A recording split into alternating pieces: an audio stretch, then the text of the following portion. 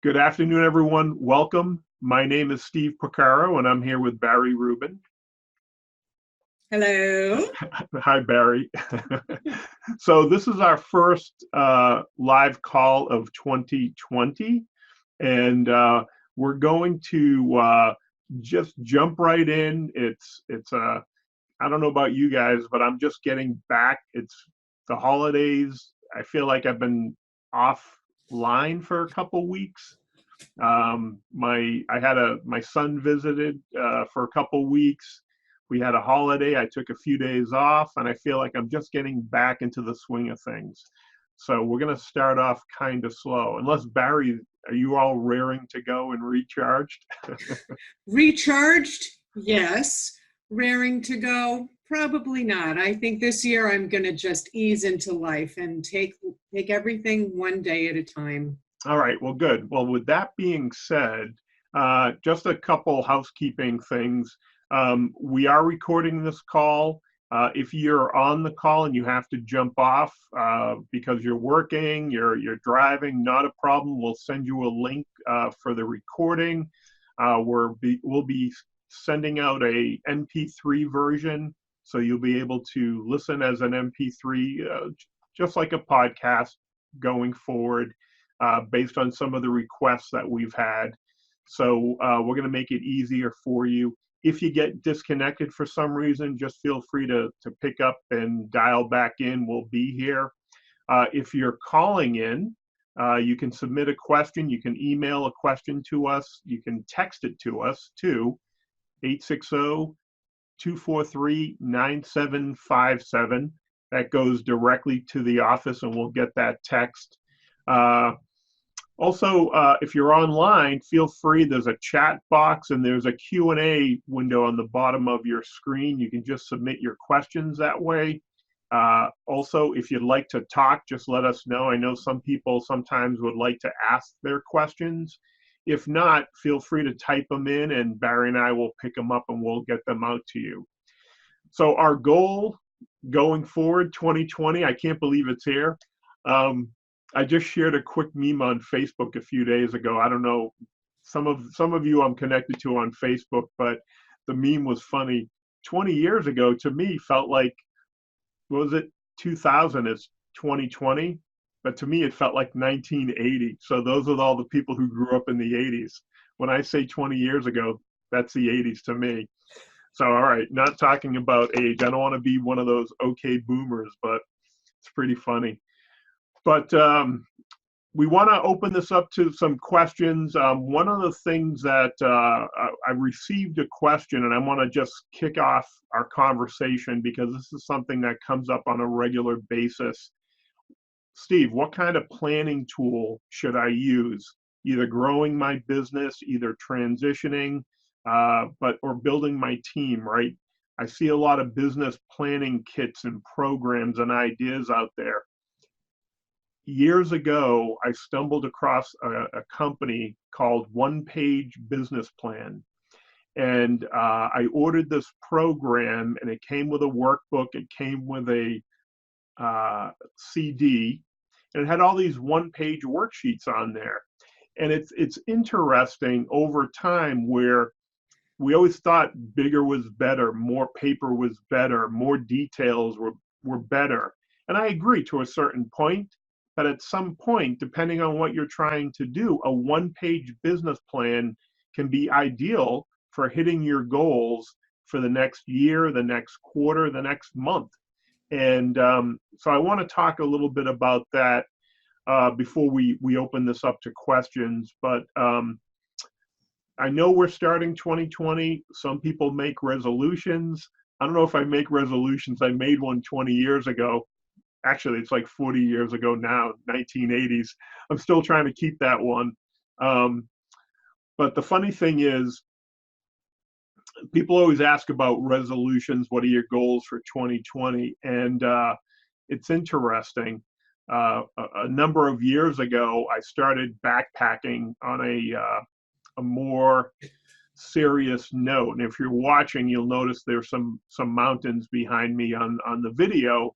This is the presidential range in Mount Washington and New Hampshire. the White Mountains. Back in 2016, I took this picture from Wildcat Mountain. A few days later, we made it to the top. But the funny part was I was 25 pounds heavier when I was doing that hike. And when people say, what's your resolution? My goal for this year is to be 30 pounds lighter than I was before, because I want to make sure that I can still climb these mountains. So I don't have any new resolutions. I think I'm just extending, like an extended warranty, bringing out a few more of those resolutions. I still have a few pounds to go, but this year's hike, I want to be able to climb that mountain. I keep setting those goals a little bit higher. All right, so again, while we're here, there's a chat button and there's a question box you can submit under the Q&A to put your questions in. But I want to take a minute and talk about really a one-page business plan. I know there's a lot of formats out there. I know some people have to use something proprietary if they're working for an organization, or if they're working on putting something together for themselves. If you're a solopreneur, small business owner, independent sales representative, even if you're transitioning, I strongly suggest when I'm working with clients to put together a plan. Now, one of the challenges is sometimes we get frustrated because we don't have the tools or we don't know all the answers. So we're afraid of starting the plan or putting something down. So one of the first things that I would recommend, and again, you can do a great search on Google. I'm just going to share the top few things that I use when I'm talking about a business plan. So right up front, number one, what's the vision you have for your business or your career in the next 3, 6, or 12 months? Sometimes it's something as simple as that. What's my vision? And what's going to happen is taking a few minutes to think about that will help you fine tune, because we're going to use SMART goals to reconnect that. So I like taking my vision and making sure it's still there. Back in 2016, my vision was to climb Mount Washington in the presidential peaks. That was my vision, to be on top of that mountain. What I had to do was put together the steps to achieve that. So the next thing I did was put together a SWOT analysis. Very simply, what are my strengths? And sometimes I don't use weakness, I'll use challenge, and I'll make it a SCOT analysis. What's my strength? What's my challenge? What's my opportunity? And what are my threats that I'm facing over the next 3, 6, or 12 months? Because what I'm trying to accomplish today is much different than what I was trying to do 2 years ago, 5 years ago, 10 years ago. I have new skill sets. I have new accomplishments. I have technology to assist me, but I also have technology challenges, right? Just when we think we've accomplished something, something pops up. The other thing I want to share with you is number 3, what are the critical success factors? What is critically important to reaching your vision? And what happens is, in a sense, what are some of the things that you need to accomplish, kind of like metrics that you want to hit to make sure that your success factors are put together. So I think it's important that when you write down your critical success factors, it will help you, again, come from this shotgun to really fine tuning it. Number 4, what are your 3 goals over the next 12 months? If you think about your vision, what are the 3 things you need to achieve to reach that? And I'll just use my backpacking as an example. Is as much as I wanted to go backpacking and climb that mountain, one of the things I needed to do, one of my goals, was to get a new comfortable backpack. Number 2, I needed to get new comfortable boots. And number 3, I needed a new tent. So it was it seemed silly saying I'm going to go backpacking, but I was upping my game to that next level to go out for a week with everything on my back. I had to get my gear in shape. Number 5, strategies. What strategies are you going to do for each one of your goals? And again, different people, different philosophies have a different approach. I usually have 3 strategies for each one of these goals. So, new backpacking, new shoes, new tent. I had to go and do research on each one of these websites, EMS, LL Bean, Cabela's, the list goes on. And when you start going through this process, you're going to realize that you may have new things that you need to figure out as you go forward. And then the last thing to really keep it simple is, what's the commitment that you want to do to implement this, and when are you going to start? So I just want to share a couple tips on this one-page plan.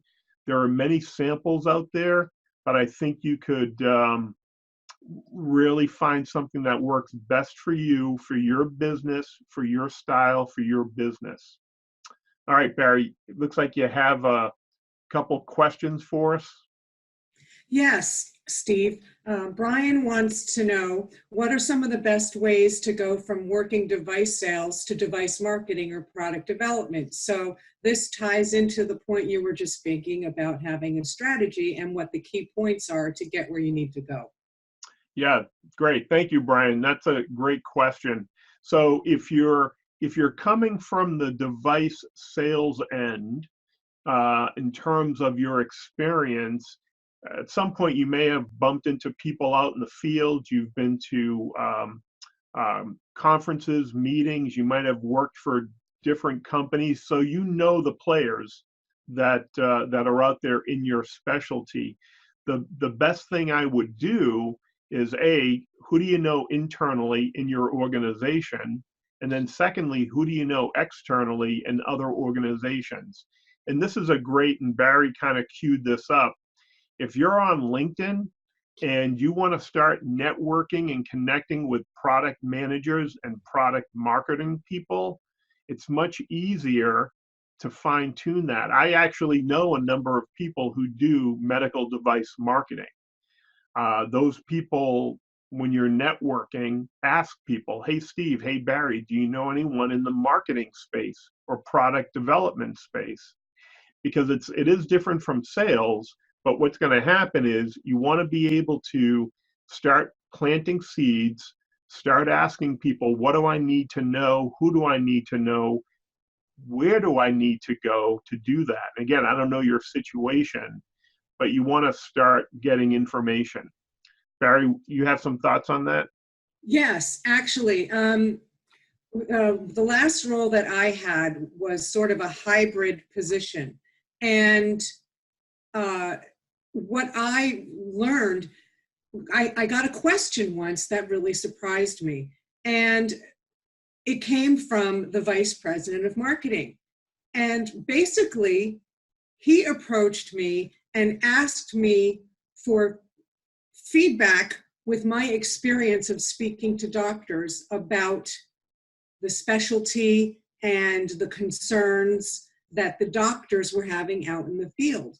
Because I had so much more direct contact with the end users of the equipment and the disposables and the administrators in those practices, that I had much better insights into what their challenges were with either insurance or usage or patient education. And he found that very valuable. So what I would do if I was currently strictly on the sales side and I wanted to get into marketing and product development is have those conversations with your customers and find out what their concerns are, what their wish list is, because you get so much direct intel from being face to face with those people. That's very valuable information.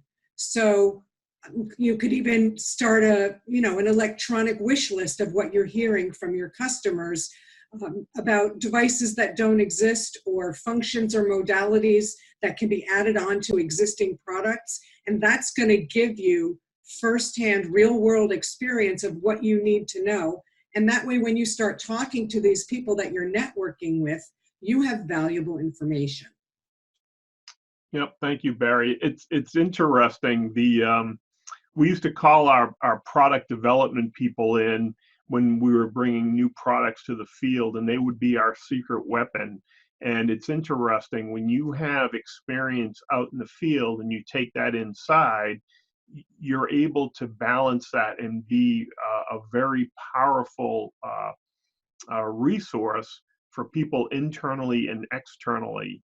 So I guess again, without knowing more information, I would, if you're already working out in the field, if you're working in the same specialty, start going through your list of contacts, your friends, professional people you know, and find out who do they know, and you can start planting seeds, because what's going to happen is your company may or may not have an opening. And that happens, right? Your company's doing well. You're saying, you know what, I want to do something different with my experience. Are you going to go to a competitor? Are you going to take your experience to a different product? Again, I'll use orthopedics. I came from orthopedics as an example. If I was doing orthopedic trauma, do I go work for another orthopedic trauma company, or do I take it to a specialty company, my experience, my insight? So I think part of this, like anything,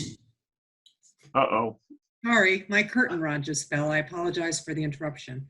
As long as you're not hurt, Barry, that's the important part. Mm-hmm. The interesting part, and we talk about why is putting together a one-page plan or a strategy, is if we don't know what the target is, it's very difficult or a challenge to hit it. So I would start with your vision.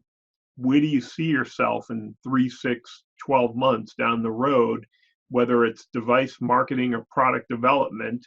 Some organizations that are smaller, that may be a joint role. I know some people, and some of the people I work with in organizations, they had separate departments, but they worked collaboratively and jointly on many of these projects. So I think that would be a good place to start.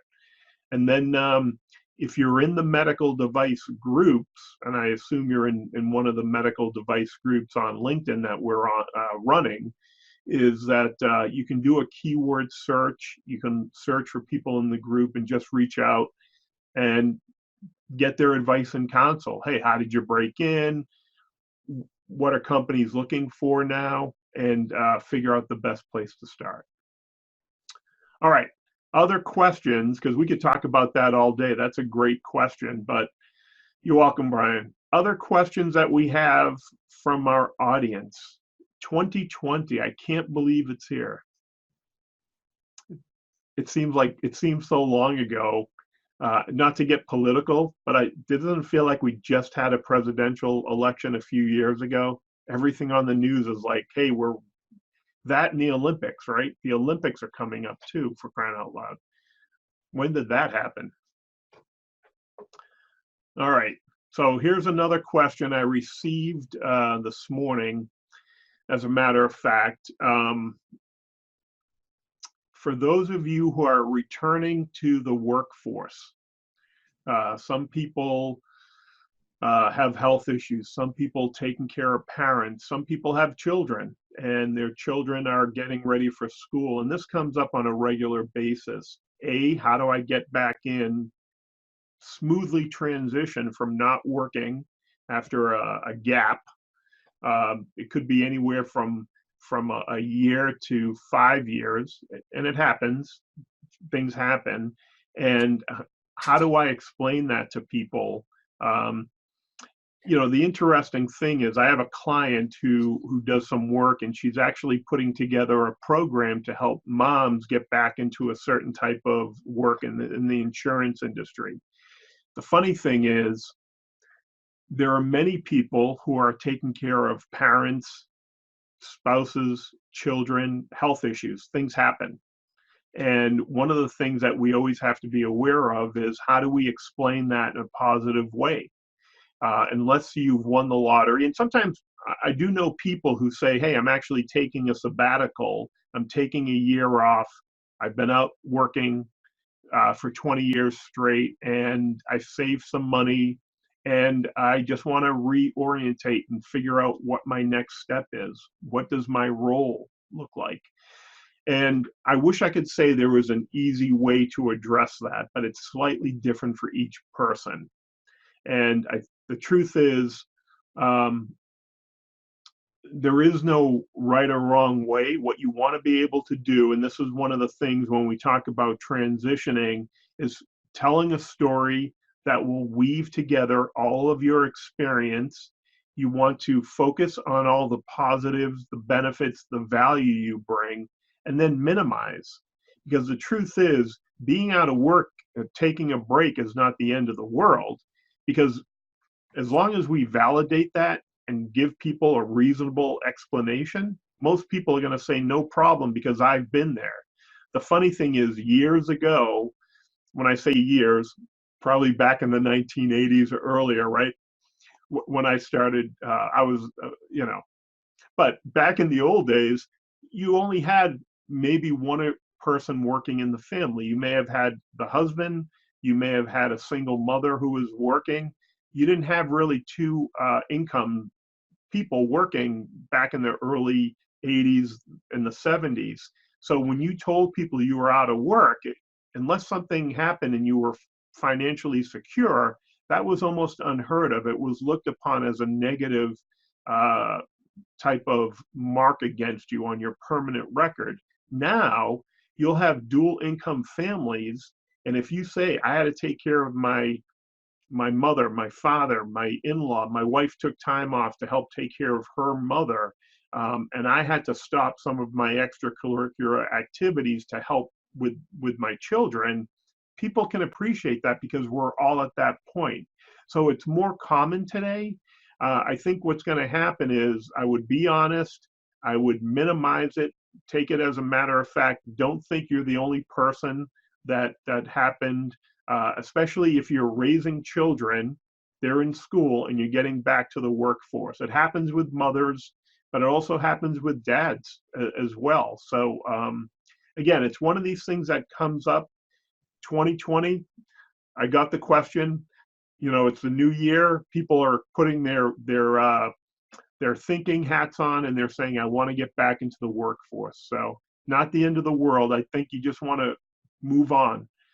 The only other thing I want to say, and Bari may have something she may want to add after, but just like any sales presentation, there's always an objection for any product. So your product, you're providing a service, there will always be an objection. That's a small objection. You can answer it. Just be comfortable answering that. Hey, I took time off. I had an issue I had to address. It's behind me. I'm ready to move on. I wouldn't dwell a lot of time. I wouldn't be defensive. I wouldn't be apologetic. It's a matter of life. It's a matter of fact. Bari, anything you want to add? Yeah. Sometimes the reason that you're in between or in transition is not health related. And the wisdom that I came across that I thought was very helpful was to just put it out there as briefly as possible, but then add to it something positive that came out of it. A lesson that you've learned, or personal growth that you experienced because of whatever the situation was, so that and also change the subject so that you directly approach the person who is speaking with you's concern head on, but redirect and deflect to something more positive. So you're not avoiding the question. Don't ever avoid the question, because then somebody will think there's something to worry about. So if you answer the question, say, you know what, my company went in another direction, and it gave me an opportunity to take a class and learn a skill I didn't have, or try something new. There's always something positive that you can take out of a negative. So the trick is to find that positive and make that a part of the story. And I think that's very helpful, because you always want to get away from anything negative when you're trying to convince somebody of something and overcome that objection. And put it off in a positive direction, because you don't want to do anything that creates a hard stop. You want to weave. steer gently. Yes. Right, but to Barry's point, and again, not to, you have to weave your story together in a congruent fashion, and this is the part of storytelling. The one thing, and I'm just going to throw this caveat up, is one person's negative factor may be a non-issue to somebody else, right? So just like answering any objection, we don't want to not answer somebody's objection. Hit it head on, answer it, move on, don't dwell on it. It's neutral because we don't know what they're thinking. And I've been through this personally, and I've worked with clients. When you say, yeah, I had to stay home and take care of my spouse or my in-law or whatever, the person on the other end could have gone through a similar thing 3 months ago, and they'll shake their head thinking, I know exactly what you're going through, not a problem. And if they're shaking their head, you can't take it as a negative thing. So you don't want to read too much into that. If they have further questions, they'll ask. But again, it was an interesting question. It's the beginning of the year. There are a lot of people who are getting back on track, right? It's 2020. I'm ready to go in the new direction that I'm planning. I'm ready to create the life and business I deserve. That's my mantra for this year, because a lot of people are at this point and they're ready to go in that new direction. So, all right, Barry, one more point and then we'll start wrapping it up. Yeah, I just wanted to say, in a conversation, make sure that you're answering the question that's being asked, and make sure a question is being asked, because you don't always know what their intention is behind the question. So this also speaks to listening skills. So if in your head you're worried that somebody's going to ask you a question, and you've taken a negative approach to your listening, then you might not hear the actual question being asked. So only offer that information if that's what they're asking you for. And that's a trap that a lot of people fall into. They walk into a meeting or an interview thinking, oh God, this objection is going to come up. I got to have my answer ready. And they ask a question that's similar, but it's not actually what they're asking. So this also speaks to listening very carefully. All right. Thank you, Barry. Great way to end that. And before we wrap it up, just a reminder, I have a couple topics that we'll be bringing up over the next few weeks. One of them is going good to great. Jim Collins wrote a great book. And every couple of years, I like to really step back and almost revisit the classics, right? These are some of the things that got us to where we are today. How do you take your business, your life, your career, and take it from good to great? So we'll be talking a little bit about that over the upcoming weeks. The other one, and I think Barry hit on this, listening is very important. So communication is one of these topics we'll be talking about. Listening, communicating, presenting with confidence, with style. We want to make sure that whatever our message is, that we're clear, we're succinct, we're direct, but more importantly, we're confident and effective.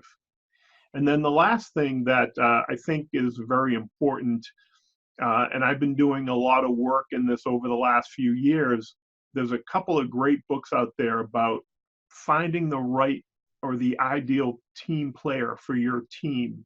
Whether you're building a team, you're starting a business, you're in a management role, or you want to be a team member for that organization, what is that team looking for? What does the ideal team player look like? So there's a couple great books out there that we'll be talking about going forward. Again, a lot of the topics, a lot of the questions we get, all are connected to some of these topics in one way or another. So I just wanted to kind of lay that out there.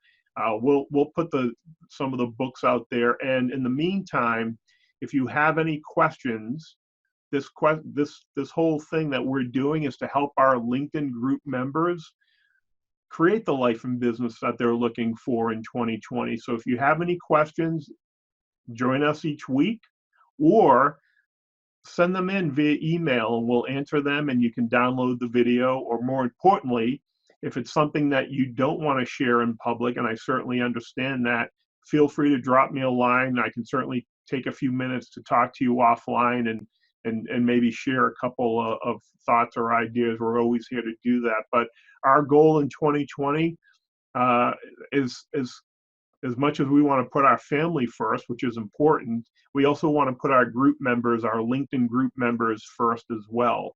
So part of that mantra going forward is, what can we do to help our members be more successful? Because at the end of the day, the one thing, and Barry and I have been doing this for a long time, is the more we give back to the group, the more things come our way and vice versa. So I think, and you might have heard this, right? Givers gain. And I think it's important that I think this is a good time for a lot of us to give back. So we're going to be doing that going forward into 2020. If you have any ideas or any other suggestions, please pass it along. And I think that's it for now. Do we have any more questions, Barry, at the moment? Bottom of the hour. I don't see anything else that's come in right now. Okay, great. So I do have some questions in the reserve, but we'll wait till next week. We don't want to shoot them all up at the moment or answer them all. So in the meantime, Happy New Year, everyone. Have a great January. Stay warm wherever you are. It's a little cold in Connecticut. Barry's in Florida, so I know she's much warmer than I am, right? Oh, yeah. All right. Well, have a great week, everyone. We'll see you next time. Bye-bye. Bye, everyone.